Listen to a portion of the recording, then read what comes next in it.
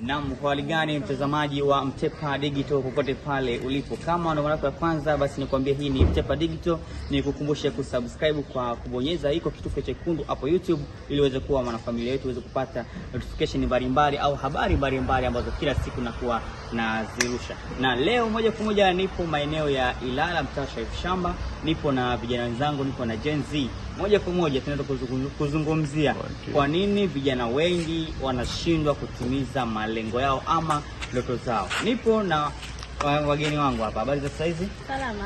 Unaitwa nani? Langu jina ni Rahma. Sawa, nipo na Rahma, lakini pia nipo na Esther.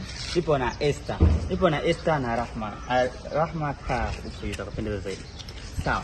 Moja kwa moja mtazamaji, kama nilivyokwisha kuambia kwamba tunadiscuss kwa nini vijana wengi wanashindwa kutimiza malengo yao ama ndoto zao. Kwa upande wako Rahma, unadhani kwa nini vijana wanashindwa kutimiza ndoto zao?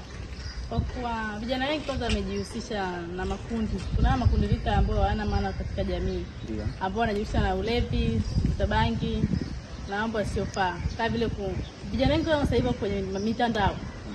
Wengi ambao wanashindwa kutimiza ndoto zao, wengi wanafuatilia mitandao. Wako busy na mitandao ya kijamii, inaweza kuharibu ama kuzingua kabisa katika kufanikisha kijana anatimiza malengo yake ama ndoto zake, sababu tumeshuhudia watu wengi wakipata ajira, wengine wakifanya biashara, kurahisisha vitu vingi sana kwa mambo ya usafirishaji na vitu vingine. Sasa tuangalie kwa namna gani hii mitandao ya kijamii inaweza karibu malengo ama future nzima ya kijana.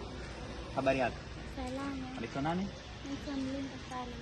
Sawa, nadhani unaweza kuelewa swali moja kwa moja.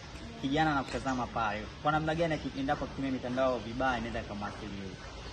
Kama kijana akitumia mitandao vibaya, cha kwanza anapoteza muda, lakini cha pili anaathirika kisaikolojia. Nasema kisaikolojia kivipi? Pale anapotumia mitandao kwa kusearch labda tuseme picha za utupu, hiyo inaweza kumwathiri kisaikolojia. Kwa hiyo mimi tunawashauri vijana kutumia mitandao vizuri, kwa sababu mitandao ni chanzo mojawapo cha kupata ajira na mafanikio.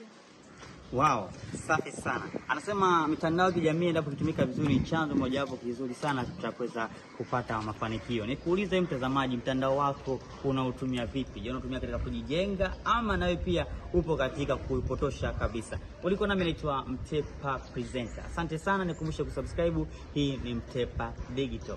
Tuambie bye bye. Bye bye.